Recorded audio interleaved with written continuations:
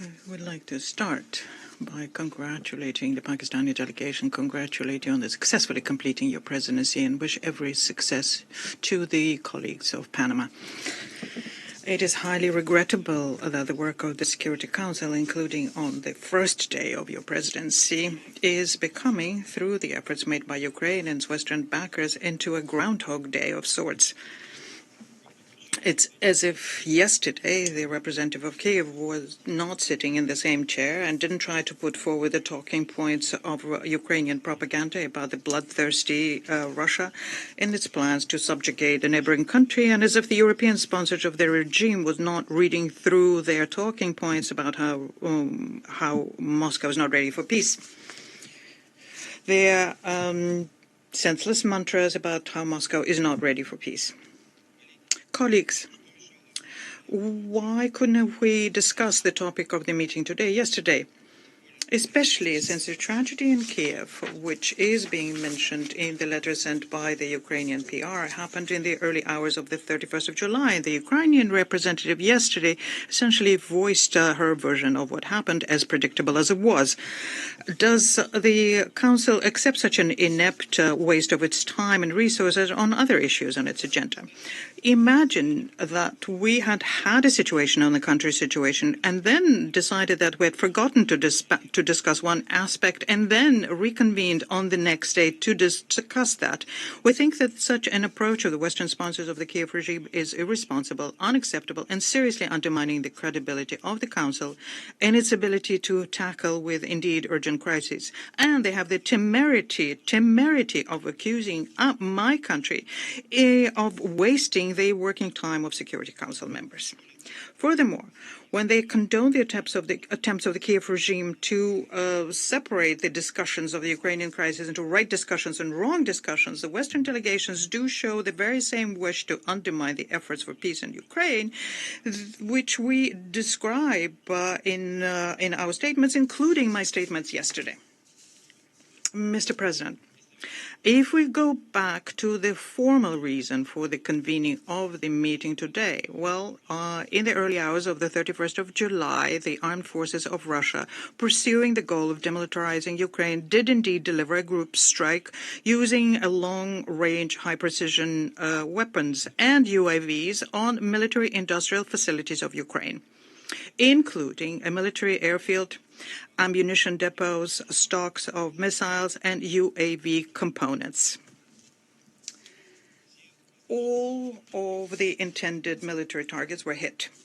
And let me underscore once again, we're talking about objects which are related to the Ukraine military potential.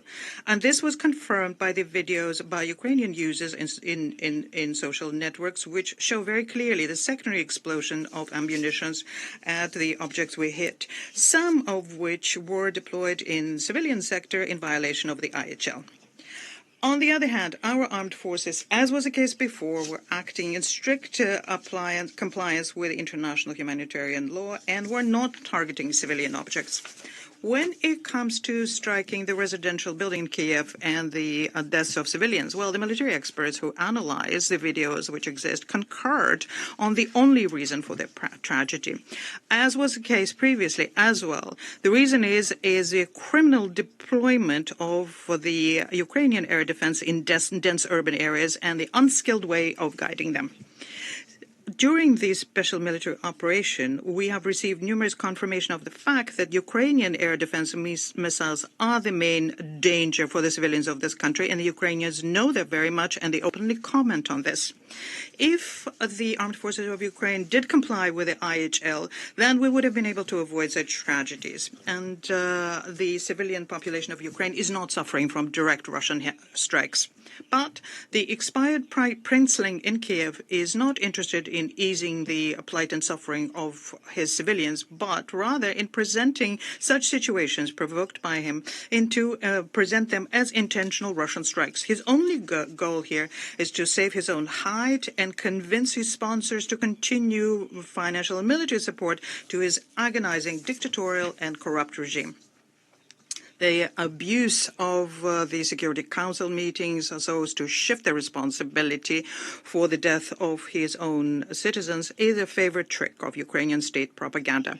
It is not a coincidence, and many have noted that the most high-impact tragedies miraculously coincide with the eve or the time of the visit of the Kiev clique abroad, when he needs to get the pity from yet another country or cage another tranche of military or financial assistance.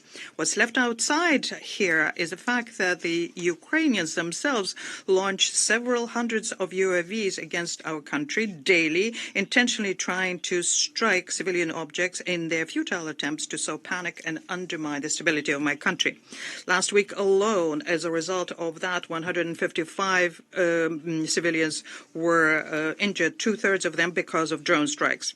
The highest number of victims were in Belgorod, Kherson, Zaporozhye Oblast, and the Krasnodar region.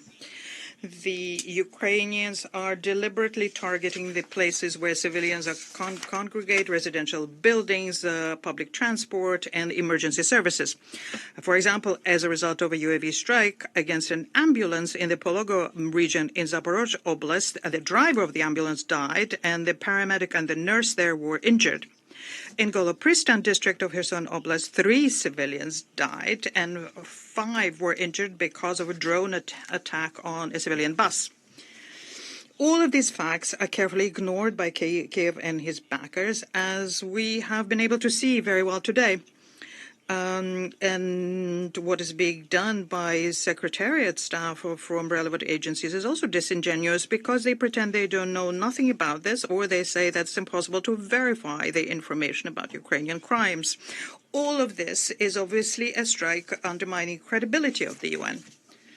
Mr. President, in conclusion, let me underscore yet once again that we are not against discussing the Ukrainian crisis in the Council. We're against making the tragedy of the Ukrainians who became hostages of the Zelensky regime and his maniacal will to sacrifice them on the altar of geopolitical interest, that it be exploited in the Council for political reasons. It's disrespectful and indifferent to the suffering of thousands of people who are dying and suffering in other areas of the world, and Western members of Security Council are in no hurry to ask for meetings on that.